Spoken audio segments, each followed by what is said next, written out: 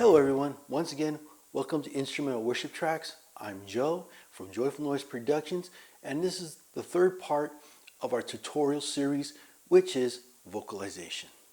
Now, if you can please do me this favor, if you could please like this video, share it to all your friends, and subscribe to this channel so you can get notifications of new lyric videos and any new tutorials or any supplemental videos that may be coming out from this channel. Remember, everything that comes from this channel will be a resource for you to be able to use so you can be able to better yourself and be able to lead worship, or being able to use these tracks to help you lead worship. Now, let's go ahead, let's get into this. Before we go any further, I want to put out this disclaimer. Number one, I am not a vocal teacher. I am not a vocal professional, let alone I am still not the best vocalist. However, I have been taught by many people, and one of them being my late great pastor, David Zubia.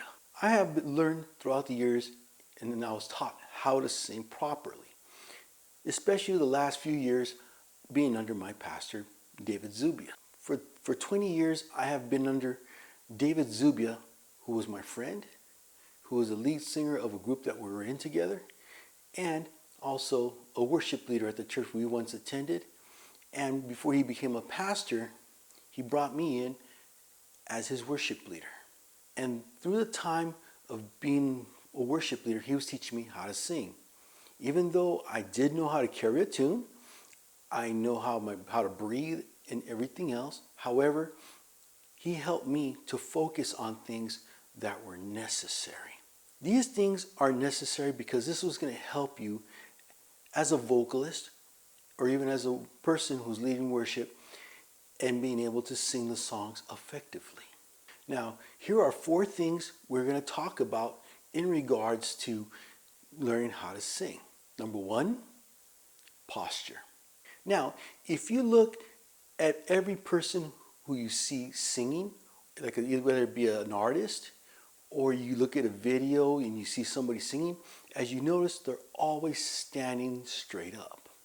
The reason why they're always standing straight is because the posture helps them to sing. Now, some people say, well, there's the lungs and things like that. Well, we're going to get into that.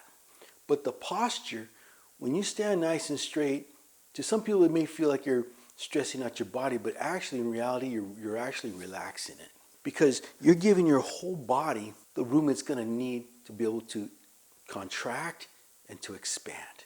And that is essential for this next point that's coming up, breathing. As I mentioned, when you stand up straight up, it's going to allow your body to have some room to breathe around, to expand, and to contract. Now, between the lungs and the stomach is a thing known as the diaphragm. Now, the diaphragm is what helps you breathe in and breathe out. Now, if you take a position where it compresses the diaphragm, it's going to affect the way you breathe. So when you stand up nice and straight and give this area plenty of room, it allows the diaphragm to expand and to bring in. And because of that, it allows the diaphragm to work effectively in 2 ways. Number 1, it works with your volume. So the more you expand it, the more air it pushes out. And because of that, it becomes what you call your internal amplifier, which makes your breathing come out. Also, it becomes like a regulator. The regulator, what it does, it controls the length of the breath. Imagine yourself, you're running, and all of a sudden you start getting tired, you're breathing for air. When you have breathing exercises, and when you learn to control those breathings, so in a sense, when you're running, you don't run out very much breath. Well, the diaphragm is the same exact way. As you're singing, it's almost like running. You're using every bit of your body to keep the momentum going. So when you learn how to control the diaphragm in you, as it expands and as it contracts, it's going to help you sing. Now, when it comes to the diaphragm, when it contracts, you're breathing in. So when you exhale, it actually expands. So what it's doing, it's causing the airflow to blow upward, so that way you can be able to sing. But at the same time, it depends on how much you control it. So if you bring it in and you bring it out slowly, your air is gonna last longer. But if you're just like in and out really quick, you're not gonna have the breath you need to be able to prolong a verse or a chorus.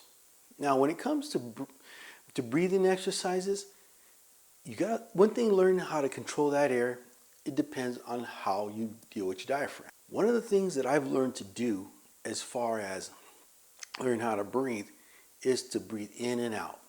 Now, some people have their recommendations. Normally I go with a different type of breathing exercise, which would be what's called the relaxation breathe, which is to inhale for 4 seconds, hold it in for 7, and let it go for 8. So I would do this.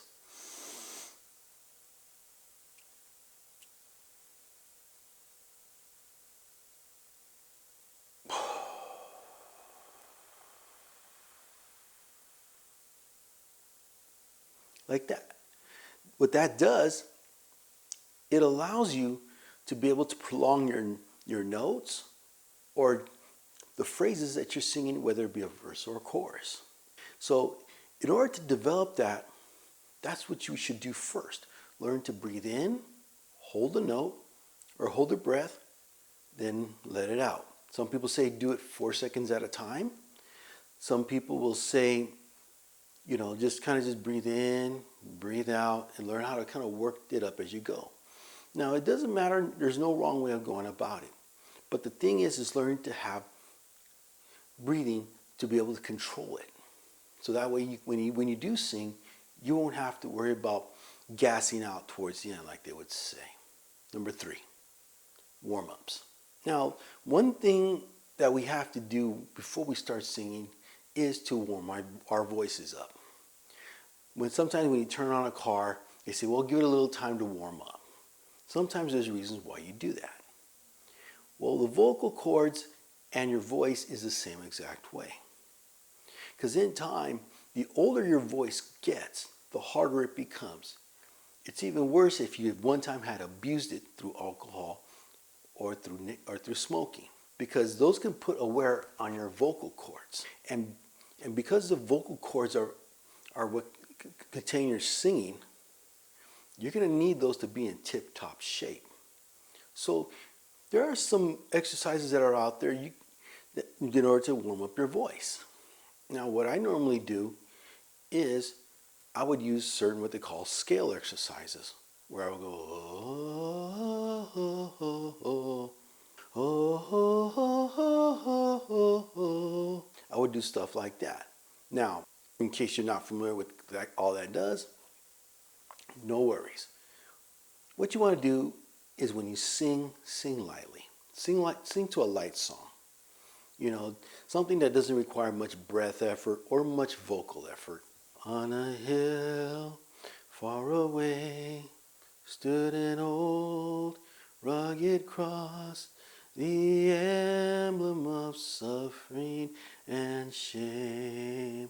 Then gradually move up to songs where you can sing, put a little more vocal power into it. And what you're doing is you're warming up your voice. You're preparing it. You're allowing your voice to be ready so when it's ready to sing. Now, another note is this. This is a common problem. Sometimes I make this same mistake myself. When it comes to beverages, get either room temperature water or get yourself a nice hot drink.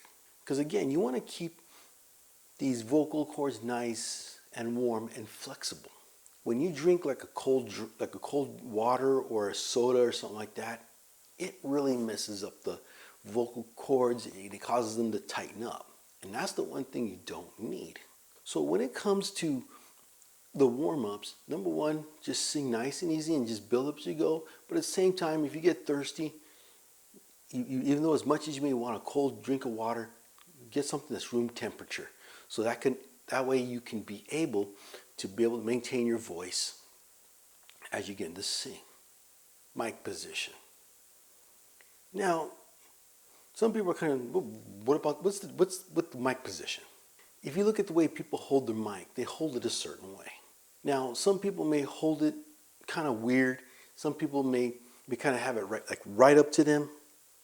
However, the way you properly hold it is you want to hold it like you're holding a glass. Keep it nice, get a nice firm grip, but not too hard. And you want to keep it between 2 hand lengths from you. The reason is that way you can be able to project your voice and not just that, you keep the mic almost at your lips. You're going into the mic, but not really eating the mic. So when it comes to using these things, you got to trust that the sound man is going to project your voice. Most of your volume is going to come when you practice the second part, which is your breathing. All that's going to come together. The mic will pick it up. Just be confident that when you sing, you're safe, you're comfortable in your own voice, and the sound man is going to do his job. I know that this is a short video, touching up on maybe on some things that if you go on YouTube, some singing coaches will talk about. Now, there are plenty of singing coaches out there, that are advertising and being a voice teacher and things like that. But in my knowledge of YouTube, in reality, there's one teacher I would recommend. His name is Ken Tamplin. Ken Tamplin is an accomplished artist.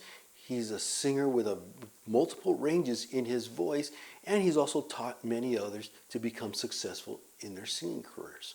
So if there's ever one person I would be confident with, it would be with Ken Tamplin. So I understand in this time right now, you really cannot afford to go get lessons. But trust me when I tell you this, as having been a self-taught musician, teachers always help. You may need to spend a little money to kind of help you as you grow along, but teachers are going to help you to grow as you go. Let me give you an illustration. When you see somebody that just barely planted a tree, a lot of times they'll put another stick right next to it and they'll tie it together with that stick. So that way, when that tree grows, it'll grow up nice and strong. And that's how teachers are. They just help you grow nice and strong so that way you can become confident in your instrument. Now, you're probably thinking, my voice, my instrument? Yes, just like I said in the last video, I believe, where your voice is your instrument. So you want to be able to sing at your best, but sometimes you may need a teacher to kind of help you to do that. Again, if you enjoy this video and you like it, do me a favor. Click the like button on that, share this video around, and subscribe to this channel. Again, so you get more notifications of any new videos that come out from this channel. And once again, thank you and God bless.